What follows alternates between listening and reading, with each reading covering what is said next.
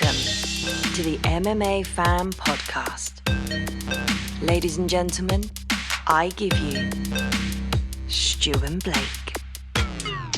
Hello and welcome to the MMA Fan Podcast. I'm Stu Riffin. Joining me always, Blake Harrison. Hello, mate. Hello, sir. How are you doing? I'm not bad. I feel like I'm nearly recovered from a very, very full-on sort of 2 or 3 days of MMA madness, and so much to talk about. We realised that this post UFC London Fight Night episode's come a little bit late, but it's here all the same. But you're going to get 2 episodes this week. You're going to get that, and then you're going to get a pre UFC 291. Well, look, before we get onto the card, should we just kind of talk a little bit about, I guess, how lucky we were really last week? We got to do some really fun things, didn't we?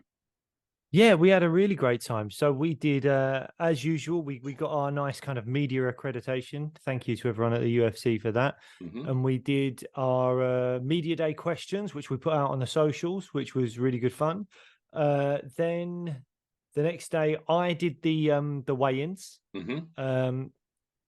And Stu was busy, so I had to do the weigh-ins on my own. And then as I waited for you, because we then got to do an amazing interview that we'll talk about now, if you're not already aware of it. As I waited for you, I popped into Pret to grab a quick sandwich.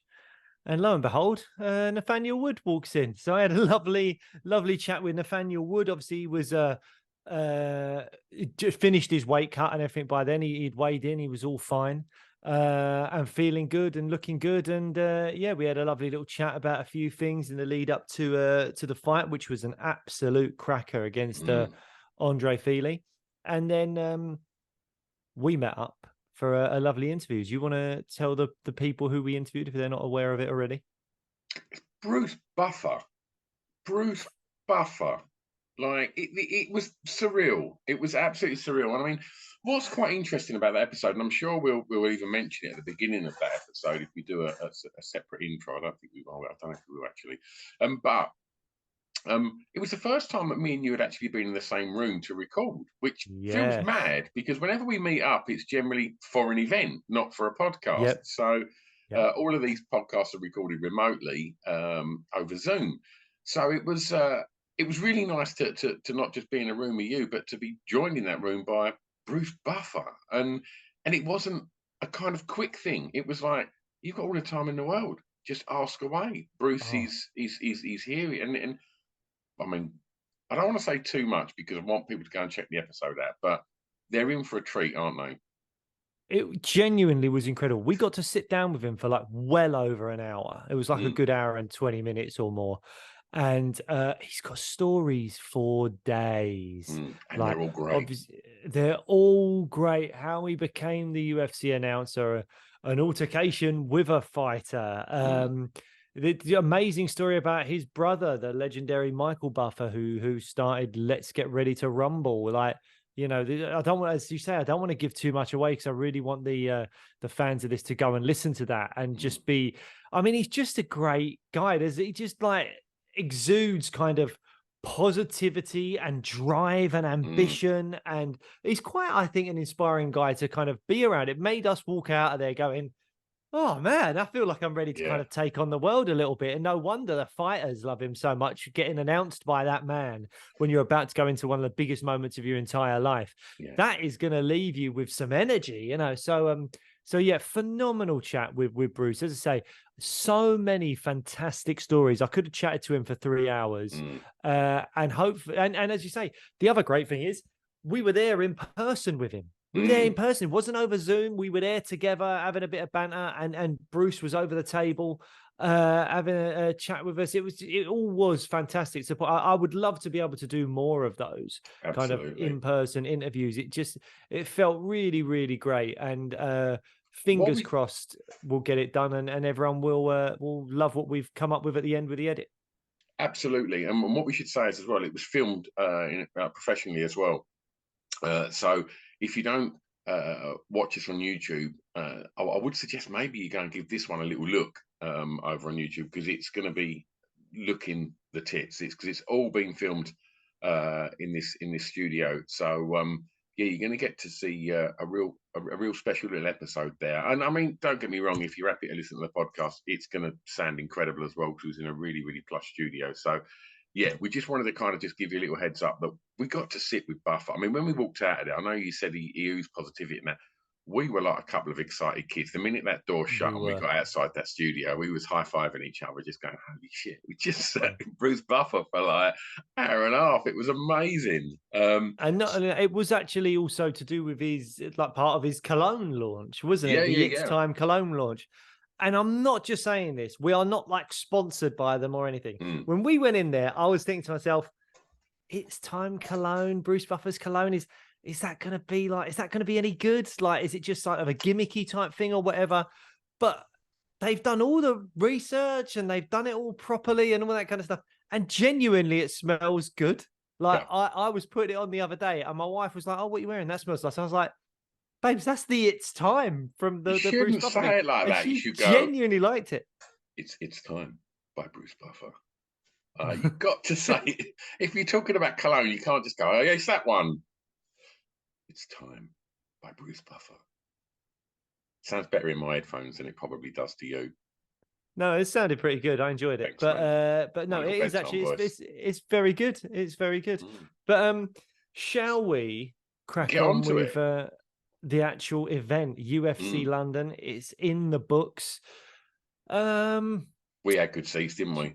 We had great seats. We were incredibly fortunate, again, doing the work that we do, incredibly fortunate to be cage side. Both of us, we were living the dream, because every other event, one of us has been in the media room, locked away, and the other one has been cage side. This time, we were both lucky enough to get the old cage side seats, which was incredible.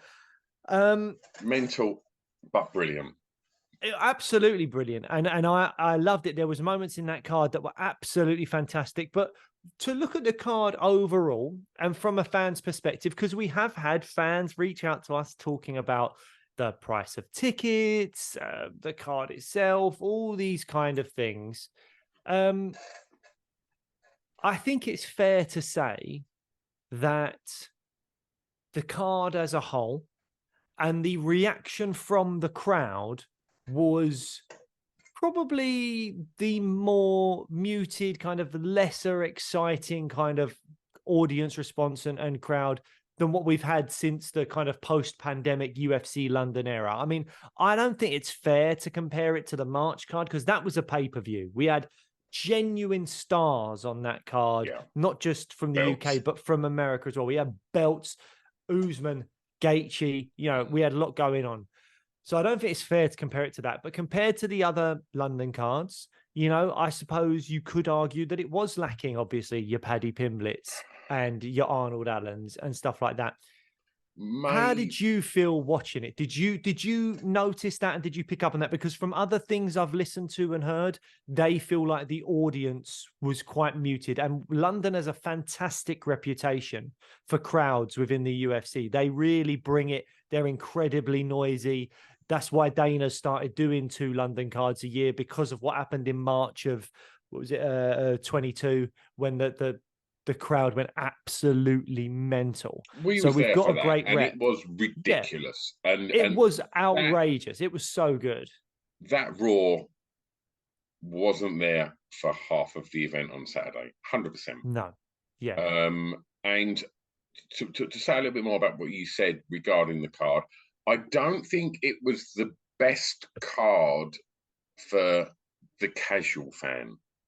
Yeah. I think, as somebody that is, a huge fan of mixed martial arts, I think there was lots of fights on there.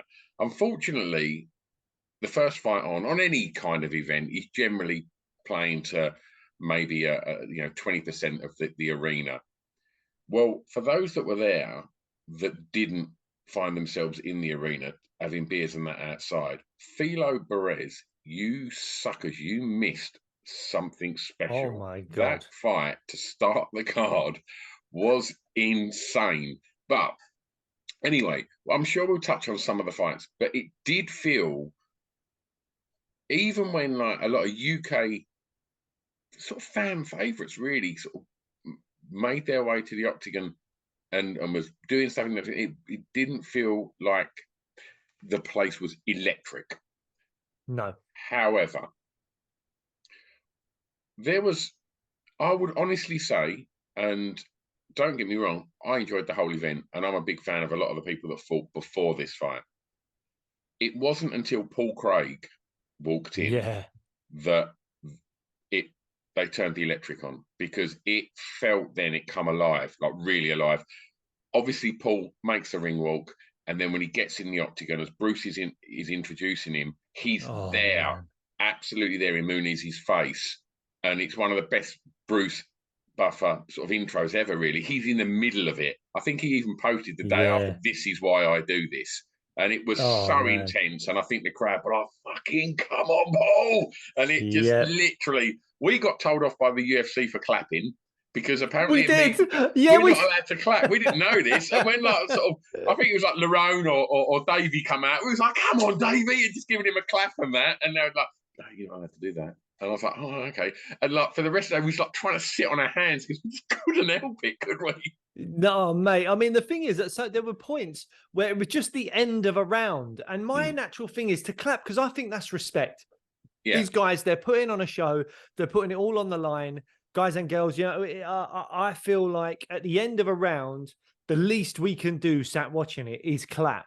And you know, I can sort of understand the USC's perspective on like clapping one walkout but not the other, or applauding, I don't know, one fighter over another. I understand it because we're in the media section. We have to be as unbiased as we possibly can. Of course. But I think clapping at the end of a round just for both fighters, I don't see what the problem is with that. Absolutely. But they were like, "No, you can't do that." So yeah, we were like two little schoolboys being told that you're not allowed to do something. And then just out of sheer habit, every now and again, the end of a round would happen and I'd go, "Yeah. I'm sorry," and just like start sitting on my hands. But it was really great. And as you say, Paul Craig lit a fire under the O2 that night, and it was phenomenal. Well, look, like let's work our way through the card, and obviously there's far too many fights to sort of go through them all. But let's start at the top. You know, it's this is obviously Aspinall Tybura, and I was speaking to Pip today about this, like friend of the show, Mr. Scroobius Pip, and I said, like, how incredible did Tom Aspinall look like on Saturday? You know, first round stoppage, like blitzed him. Like, I don't think Tybura actually threw a shot, and Pip went, absolutely, but we didn't see a lot. And he sort of he then referenced John Jones and how we didn't really see a lot of John Jones against Silgan. Yeah. And it's true. And, you know, maybe obviously Tom don't get paid overtime. So he wants to get in and out of there as quick as possible. And obviously the less damage is you know, that's a smart fighter. However, obviously Tom's come off of a big injury. From what we saw, he looked like he was in top shape. He was boxing. He was on his toes. He was moving fantastically. I think he did throw some kicks, didn't he? I was just thinking to myself, I can't remember any low kicks, but he did start off by throwing a big high kick. That's right. With that right leg, which I think rattled Tybura. I think obviously he blocked it, but you still feel the weight and the shock of all of that coming through you. I would say Pip's right. And you could definitely say the same thing about John Jones after his Cyril Gane fight. But what I would say with Tom, the big question was how the leg would fare and whether any of his athleticism would be would deteriorate because of what happened with his leg and the surgeries or whatever else he's had. And there looked like there was none of that. His movement looked really good. As you say, bouncing around loads. We didn't see any grappling. We didn't see any kind of like takedowns. We didn't see him, that I recall, taking a leg kick. So those things, you know, that's all still questions, I guess. But ultimately, I think the question I had the most was the movement. Is the movement going to be hampered by that? Is he going to be a little bit slower or anything? And that didn't look the case at all. He His looked hands are rapid. They are rapid, but it was the leg that was the focus. The knee was the focus, and that looked on point. It looked like, for all we saw of, 1 minute and 10 seconds or whatever it is that we saw of him in there, it looked good, and he can do no more. He never looks flustered either, does he? He always looks No. so calm. And like, So calm. as soon as that started, you're just watching him on his toes, and he was essentially boxing, and the way he was moving about, shoulders looked loose, and it was just like, this is not somebody coming back off of a big injury, first round, in front of everybody at the O2. He just looked so calm, and obviously that composure got him a very early finish. He done so well to grab that mic and just throw that out there. I want the win. I'm going to be cage side for Garn Spivak. I want the winner. Then I want John Jones. And I mean, also smart to avoid Pavlovich in them conversations. I think that's I'm not saying Tom can't beat Pavlovich, but the road to John Jones, I think, via the winner of Garn Spivak, I think could potentially be an easier route than Pavlovich on current form. Yeah, I think you're probably right. I think also one thing to consider is, yes, Tybura is not at the level of Tom Aspinall, and he's not at the level with a lot of the people that Tom Aspinall will need to beat to get to a title shot. However, you don't really see Tybura blitzed the way Tom did it. Tybura is someone that can, you can beat him, but he can make you look a bit worse than what you actually are, because he can be tough. He can be really tough. And Tom just absolutely mullered him. They were just levels and leagues apart from each other on that night. And I think that there's something that needs to be mentioned a bit more. No, Tybura is not a top 5 heavyweight, but there's still a lot of people that have made themselves look worse through beating him.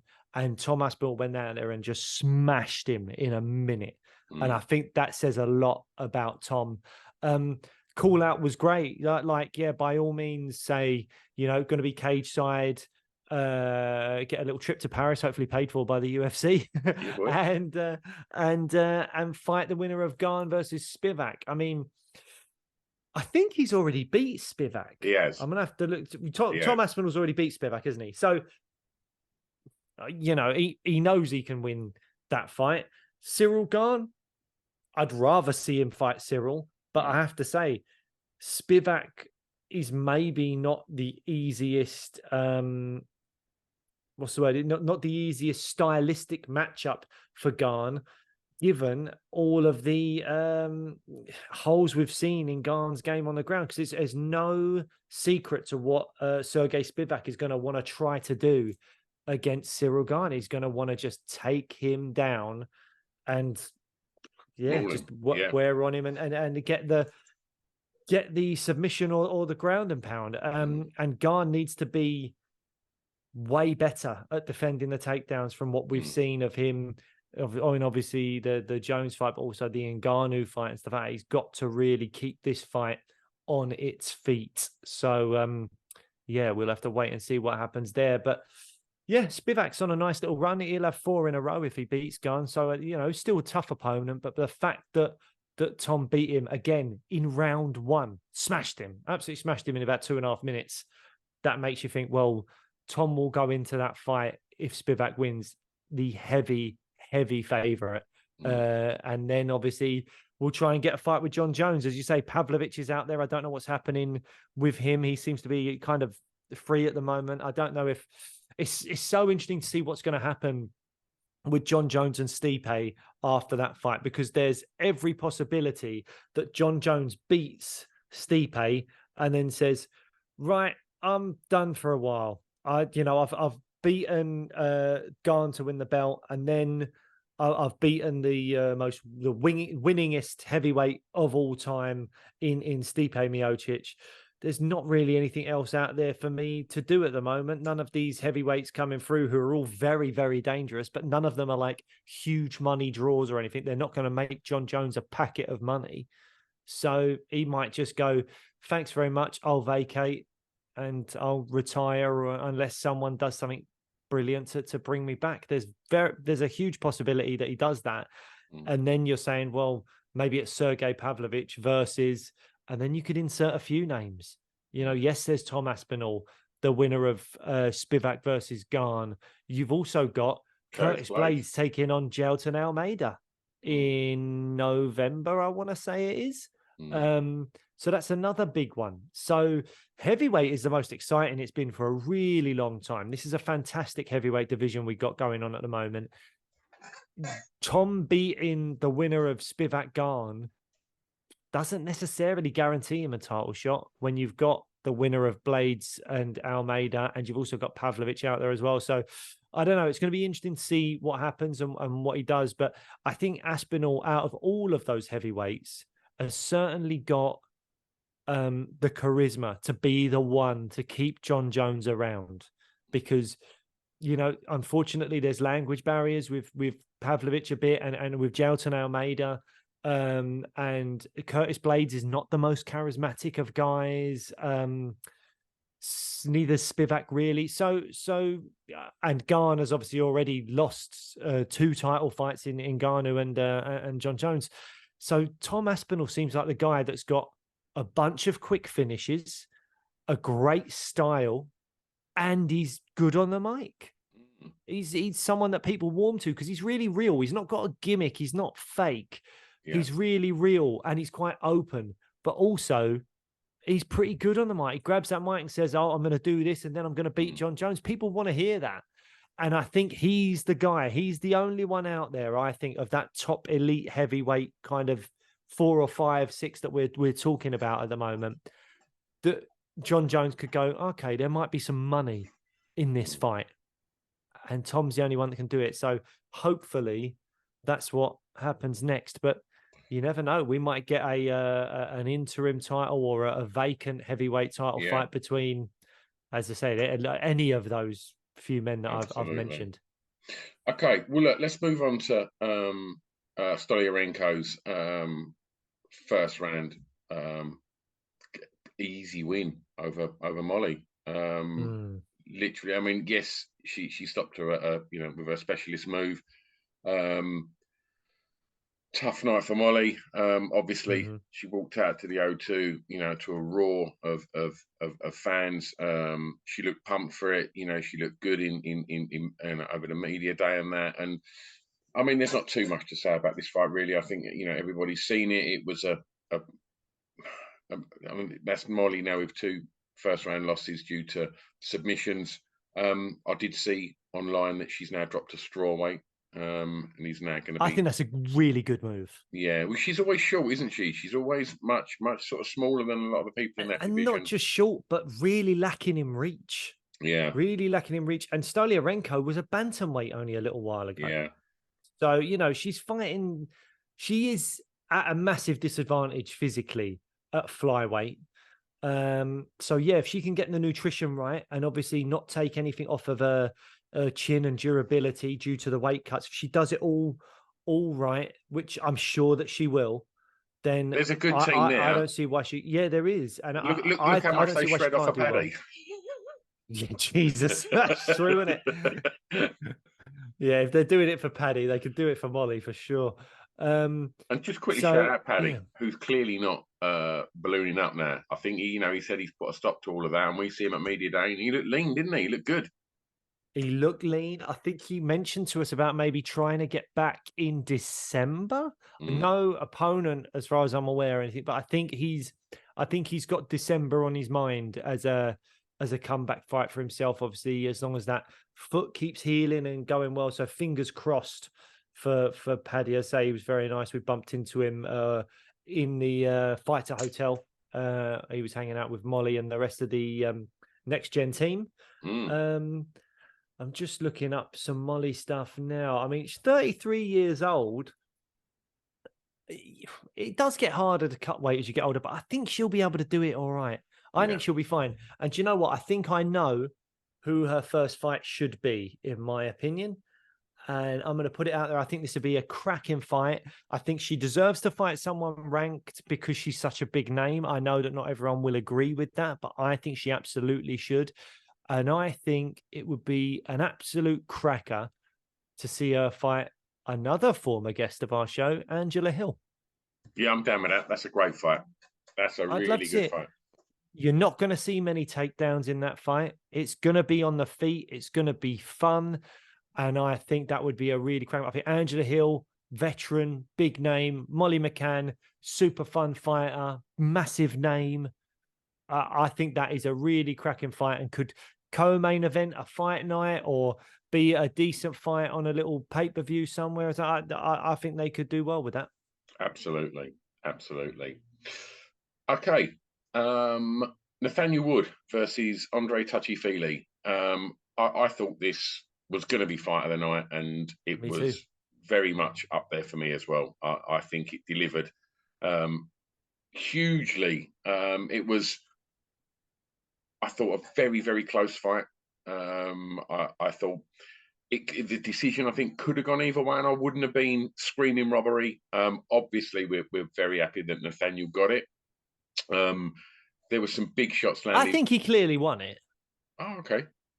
I thought it was round one clearly Nate, round two clearly Feely, and then round three I think it was quite even up until towards the end. But Nate clipped Feely with a couple of big, I think they were left hooks right towards the end of round three, and I thought that was made it unequivocally Nate's round for me. But I am maybe slightly biased because I keep bumping into Nate every now and again, and I think he's a great guy. Like I saw him today. I did a thing for Fight Day Focus for UFC, and Nate was there. We were talking about the upcoming UFC 291 card, which we will be doing an episode on straight after this. It'll be coming out very, very soon. If not, it's already out with this episode, UFC 291, Justin Gaethje, Dustin Poirier. And we were talking about that. And oh mate, he's got like a black eye, bruise on his ear, a cut on his forehead, and his foot is massive. He's got like a proper swollen up foot. I mean, I've never been face to face with a fighter so close to when they've just had a fight. I mean, he looks like if I didn't know what he did and someone said, "Oh, what's happened to you?" and he went, "Oh, I've been in a little car accident or something," I'd be like, "Yeah, of course you have, mate. You look quite battered." Like he did look like he was beat up quite a bit. And I think he's got a wedding coming up in a few weeks, so I hope he heals up all right. Oh yeah, he's getting married, isn't he? Yeah, he's getting married. Tying the knot. Congratulations to the future Mr. and Mrs. Wood. But yeah, so I felt like he did clearly win the fight. I mean, it was close. I'm not saying it wasn't close. I wouldn't have been screaming robbery or anything because I think it needs to be really bad for me to scream robbery. But yeah, I felt like he clearly won the fight, and I also felt like he should have got a bonus. I feel I couldn't agree more. Yeah, I felt like Danny Roberts and Johnny Parsons, cracking fight, really fun, sort of old school UFC style in the end, just slugging it out. But in terms of the fight being that little bit more technical, but still having all the action-packed elements that you want in a fight, I think Wood versus Feely should have got the 50K. Yeah, I'm not going to argue with that. I thought Nate done really well with the kind of the size difference. I thought when the fight started, obviously we've seen Nathaniel move up to that division, and so he is going to be fighting naturally bigger boys, and it looked apparent on that night. I thought Andre Feely looked like his reach was much bigger than Nathaniel's, and he just looked bigger. You know, he just looked like but he's got some stone in their hands, Nathaniel, because when he lands, he knocks them on their ass, and you know, and it was. I thought he was going to get the stoppage, like when he swarmed him, and I thought this is going to be it. And I think we was both sitting on our hands there, really wanting to clap and scream, but we weren't allowed. Oh mate, I had to really fight it when Wood was fighting, but yeah, he did because he got sat down on it very early in that first round, and I was like, oh no, and then he came back, as you say, clipped Feely and looked like he was about to finish him, which is why you give that first round to Nate. And then in the second round, it was like Nate could have got finished, really. Yeah. Feely was all over him for a bit. And you say third round was a bit more tightly contested, and then Nate pulled it out of the bag towards the end. But yeah, Nate clearly hits harder than it looks like he would. There is a size difference though, man. And like Feely's big, but don't know. It does make me slightly concerned about some of the matchups that Nate could have at featherweight and how small he might look in comparison to some of these fighters. He's saying speed kills and he's all about being quicker than his opponent. Let's hope so. Let's hope so. But so far, so good. So far, so good. Hey, you can't knock it at the moment. But yeah, you wonder, God, is fighting these bigger guys consistently going to be good for you? I don't know. But then we know the weight cut isn't good for anyone either, and it's not good for Nate. So yeah, I don't know, man. I don't know what the best thing to do with that is. But so far, 3 fights at featherweight, 3 wins. Can't complain. Absolutely. What On to the was next Bear was yeah, this was the one, wasn't it? This is when the O2 sort of erupted back into life a little bit. Yeah. And it was a really phenomenal display from Paul Craig. It started off as that kind of like kickboxing match between 2 guys that are predominantly grapplers and stuff. And I do feel like Paul Craig was getting the worst of that a little bit. He got clipped a couple of times. And then it got interesting in round 2 when I thought Paul Craig was about to get Paul Craiged. He was on top of Muniz. Muniz locked up a triangle and it looked tight and it looked deep and it just, I thought it was going to be over. I thought we were going to see Paul Craig go to sleep or tap. I don't know how the hell he got out of it. I haven't watched it back on telly. I've only from when we watched it live and it happened on the other side of the cage. I couldn't believe he got out of it. Once he did, he got on top for a bit, roles reversed, and then Muniz dropped a headbutt on him. And it didn't look like a good one. There was a couple of headbutts that night, and sometimes they were seen and sometimes they weren't. That one was this cheeky. one was That was frustration, I think. Yeah, maybe. But it was seen by the ref. Could have taken a point off of Muniz, really. Didn't, but he did stand and back up.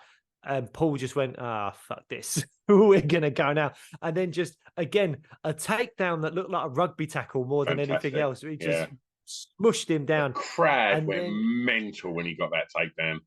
They did. And then he just elbowed the shit out of him. And yeah, got the finish. Phenomenal. And what a cool celebration. Just there, sat, looking around, going, yep, I just smashed his blood on his face. Just like, yep, I'm the man. I just smashed this guy. So yeah, welcome to the middleweight division. Paul Beardew Craig called out Bo Nickel. What do you think of that? Also, congratulations, because obviously now got a number next to his name. You know, moves to middleweight and already he's ranked now. Fantastic. Also, massive props to Paul Craig, because chatting to him on media day, just rocked up on his skateboard. Loving that shit. Loving that. Loving that. I think Bo Nickel's an interesting one. Because, I mean, looking at Bo Nickel's last outing, his striking looked pretty decent. You know, he made a bit of a statement with that striking. Yes, he's the UFC's golden boy at the moment, it seems. I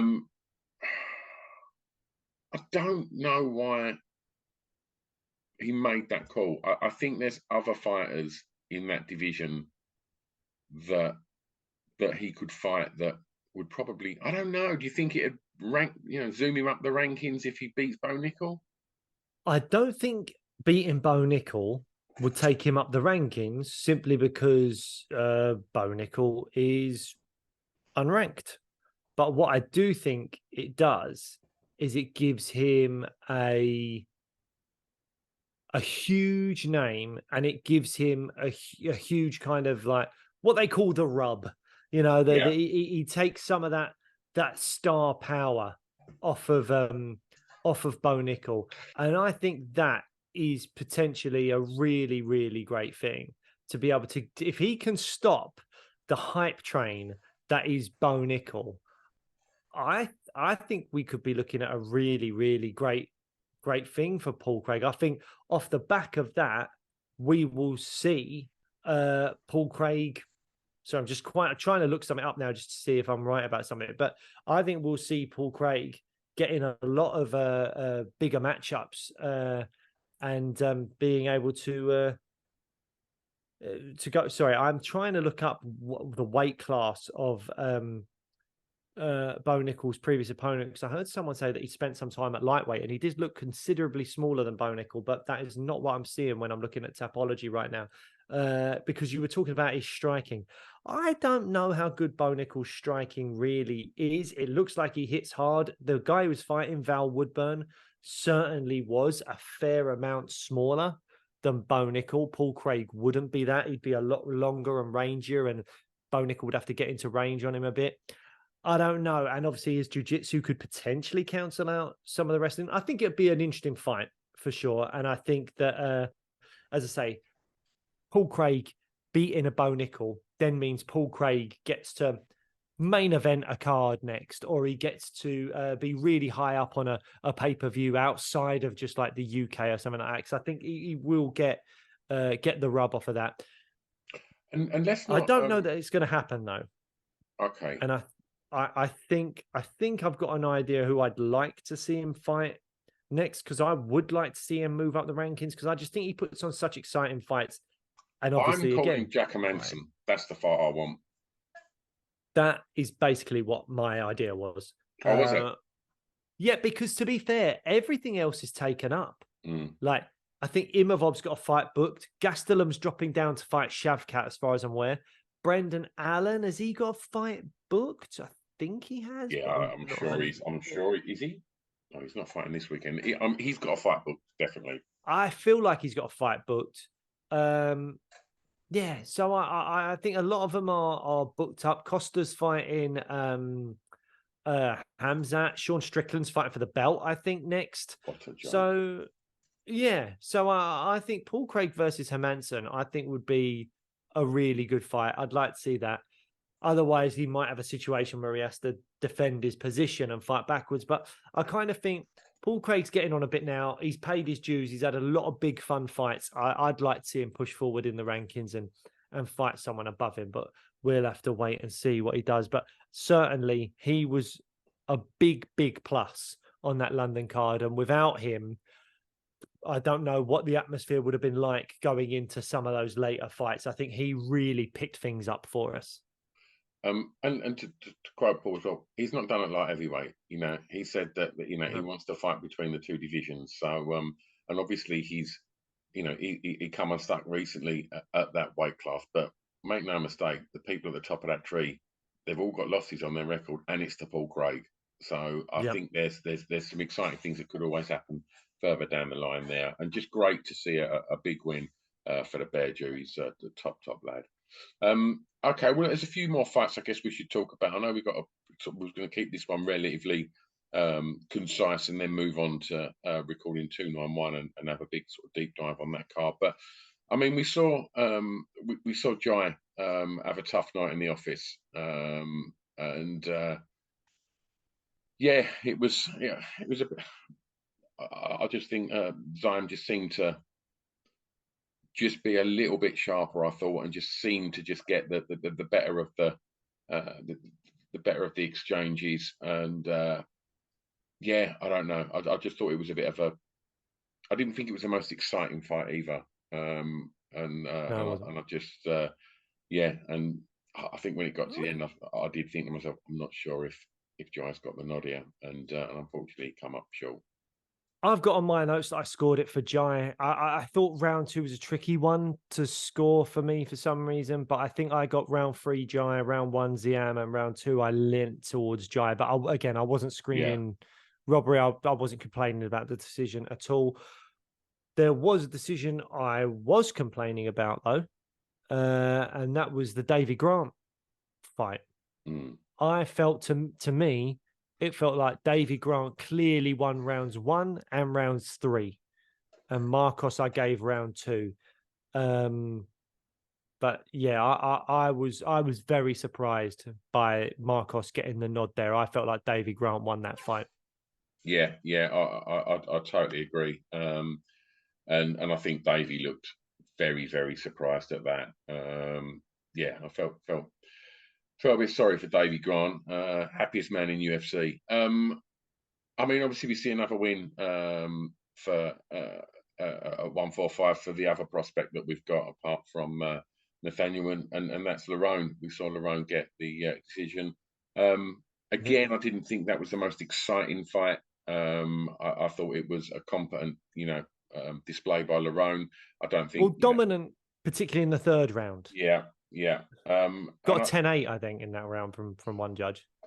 But yeah, I don't know. I'd be interested to see, because there was some stuff that was said in the press conferences on media day that in some places I thought was a little unjust and a little weird, that it kind of sort of baited Lerone, and without giving him the full context of what Nathaniel had said, and I think Lerone bit at that, which was a shame, because he was misled there, because Nathaniel said that the full sentence wasn't given to Lerone, and I think Just to highlight that, because I feel like people would be like, "What are you talking about?" Sorry. There? So okay. Yeah, So what happened? Nathaniel, go on. Do you want to say it? So yeah. So what happened was that they were talking about the Twitter exchanges, and Nathaniel at one point said, "Oh, and some of the stuff, people around me were saying, well, you could go legal with that," and he said, "Of course I wouldn't, and that's not what I'm about. I'm not going to do that." And then when Lerone come to do his media, correct me if I'm wrong, Blake, they went, so Nathaniel was talking about going legal about some of the stuff that you'd said, and just left it at that. And I just thought, and then Lerone was like, "What?" And it just felt that he wasn't given the fact that Nathaniel was laughing almost at the ridiculousness of that, as if he's going to ever do that. And it felt that the full context of that comment, Nathaniel's reaction wasn't really made clear to Lerone, and it just, I didn't like it. I thought it was a bit baity to fire up Lerone. I didn't like it. I didn't like it either. I think they knew what they were doing. But the good thing, as far as I'm aware, is I spoke to I don't necessarily want to name names, but I spoke to a few people behind the scenes that know the fighters well, and kind of know the media quite well, as far as I'm aware. And they were saying they spoke to Lerone and they showed him the actual clip. And even Lerone tweeted something out being like, "Oh, like, I'm never trusting you guys again," or something like that. And it was clearly sort of aimed towards some of the media that were in that room, that were clearly there just trying to stir the pot, rather than kind of actually talking about the facts. Yeah, I wasn't a big fan of it, I suppose. The thing is, me and you are doing this for fun, effectively. We're not really earning much money off of it. We're doing this because we enjoy it. It's a passion for us, and we get this incredible opportunity to go to the events and talk to Bruce Buffer and all these kind of moments where we're loving that aspect of it. We're just fans, just lucky and doing well off of that. Other people, it's their job. And if they don't get a certain amount of clicks maybe on their website, then maybe they don't get as much money or something. I'm not sure. I don't know how all that works, but that's maybe how it works. So they are, it's better for them, I guess, if they are something slightly salacious in order to get a response that will get the clicks. We're not those people. We don't have that.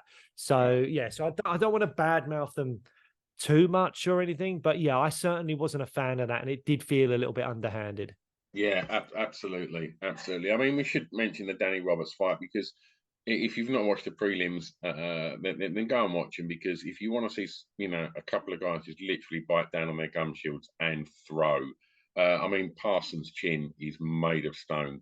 Go give it a watch, because it was a wild, as Blake said, a wild kind of old school like brawl. The Sluggernaut is a really good and apt nickname. So good. The Sluggernaut. So good. We saw the debut from Ireland's Shauna Bannon, and things didn't really go to plan. It wasn't the ideal start. I'm sure Shauna was wanting. I mean, obviously very early on the card, and didn't get the win to kick off her UFC career. But like I say, it's early doors. She's young. She's got plenty of good people around her, so I'm sure we'll see her back and getting a W. Anything else you want to talk about on that card? I mean, we saw Mick Parkin, didn't we? Mick Parkin got a win on his debut. Good for him. Only 7-0, only 27. We had the situation with Joel Alvarez and Mark Diakese. Mark Diakese seems to be coming back really well in that second round. Then there was a clash of heads. I don't think it was intentional, but Joel Alvarez did headbutt Mark Diakese. He was gesturing to the ref to say, look, this has happened. The ref was like, I didn't see it. Keep fighting. Very quickly after that, Joel Alvarez finishes Mark Diakese. Definitely impacted the fight. And I think there's a case for that being a no contest. But, that hasn't happened as far as I'm aware yet, but we'll see if Mark Diakese appeals. I think he's definitely got, a case there. And then on top of that, it'd be wrong of us not to mention the Vieira Pani Kianzad fight, because Vieira ranked 6, Kianzad ranked, I think, 7. Vieira wins. Bantamweight title picture is kind of wide open in a lot of ways. The only problem is, I don't think Vieira has done herself any favors with that win, because it was so boring. It was a very, very dull fight. Yeah. And, you're not punching your ticket to a title fight with wins like that. I mean, look, win's a win. You got to get that W on the board. But it's just the way the UFC works. If a fight like that is not going to do you any favors when you're talking about potentially co-main event in a pay-per-view event for a title down the line, that's not going to do you any favors. So have to mention it because they're highly ranked fighters and it's right to mention it. But the performance was by no means a standout. It was very forgettable. Absolutely. One of the things I just want to sort of finish on is obviously, when all the action's done and everybody leaves the O2, we're lucky enough to sort of slip backstage and then sit in and be part of the media interviews and get to sort of fire some questions. And I don't know the gentleman's name that was sort of representing the UFC that night that was doing the kind of stuff that Dana normally does. I believe it's Dave Shaw, but I might be making that up. Okay, and he was sort of, generally when Dana will come and tell you who the bonuses go to and such, and attendance and all the box office information, like this guy come out and then obviously just threw the questions out. And I thought you threw a fantastic question in when you said we saw that Michael Venom Page was cage side this evening, and he's a free agent. What are your thoughts on that? And are the UFC interested? And kind of put him on the spot. And I think he alluded to the fact that, well, I think we are. Like, why wouldn't we be? And so I know we spoke about that last week. We what's next for MVP. So it would appear that from what we've heard that night that maybe the UFC are interested in MVP. And but I guess there's interest and then there's pound notes, isn't it? And I suppose you've got to see what they put on the table. But yep. I mean, they'd be crazy not to be interested. It's just how interested compared to, say, a PFL or a One Championship, someone that's going to throw money at him potentially. But hey, UFC is where the legacy could be, and the big fame and fandom and following on Instagrams, that when you retire you can still get your sponsorships and all that kind of stuff. That's where the UFC come in. He's probably earned a decent wage at Bellator. Maybe he'll go, do you know what, even if I take a slight pay cut, better to go to the UFC and really try my hand there, just to know, could I have hung at the highest level? He's 36 now. Can he hang in a high level division that's full of top wrestlers? I don't know. But for sure, I would love to see MVP in the UFC. And on top of that, just to tie this in with our UFC 291 card, there's Wonderboy Thompson versus Michelle Pereira on that card. The winner of that, welcoming MVP to the UFC, would be absolutely outstanding. I would love that so much. So tune into our UFC pre-UFC 291 episode next. It should be out now as well. You can get a load of that. Absolutely. Make sure you subscribe so you don't miss our Bruce Buffer episode that will be coming very soon as well. Also, who else have we got coming out? Episodes with Kaylin Loughran. Yes. Who's now signed to the UFC. Now signed. So, as you know, this is the problems with doing things the way we sometimes do it. We get great interviews with guests. We save them for a week or two because we're trying to put out one a week. And then they reveal some massive news that they didn't on the show. It's a fantastic chat. We talk about how Kaylin got into MMA, you know, winning the Cage Warriors belt in Rome in enemy territory. And we talk a little bit about what's kind of next for him in a bit of a wider sense. But it's kind of pre the UFC announcement. So there's a little bit in there where he's sort of playing a bit coy, not telling us too much, because I think he was holding that in his back pocket. But it's still a really great chat. So when that episode comes out, please do give that a listen as well and get to know Kalen Loughran, I suppose now former Cage Warriors bantamweight champion and now UFC bantamweight. Absolutely. Right, we'll be back next time.